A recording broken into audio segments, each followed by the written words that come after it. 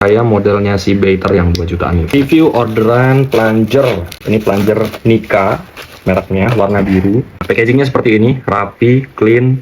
Tapi dia nggak ada wadah seperti yang si punya Vivix ya, nih ada tabungnya gitu. Sama kayak punya Beiter juga ada tabungnya. Tapi kalau dia ini kan versi murah ya guys ya, ini harganya cuma 200 ribuan, kalau ini kan harganya 1 jutaan. Kalau Beiter kan bisa nyampe 2 jutaan, jadi ya wajar lah kalau misalnya dia packagingnya hanya seperti ini. Dia kelengkapannya juga udah oke guys, ini ada kunci pengencangnya bahkan sampai 2 loh. Terus ini udah ada kunci L untuk ngencengin baut-baut yang ada di plungernya. Per dikasih 2, ini udah stainless core-nya, jadi nggak akan cepet tergerus ya teman-teman. Ini core-nya dikasih serep juga, jadi di sini udah kepasang 1 nih. Ini masih dikasih serep 1 lagi. Tuh, cukup lengkap kan? Luar biasa nih. Ini Nika harganya 200-an. Nanti untuk lengkapnya kalian bisa DM aja. Entah kenapa ya belakangan ini banyak orderan warnanya biru semua, mintanya biru semua. Tapi emang cakep sih warna birunya ya. Dan modelnya udah kayak modelnya si Beiter yang 2 jutaan gitu.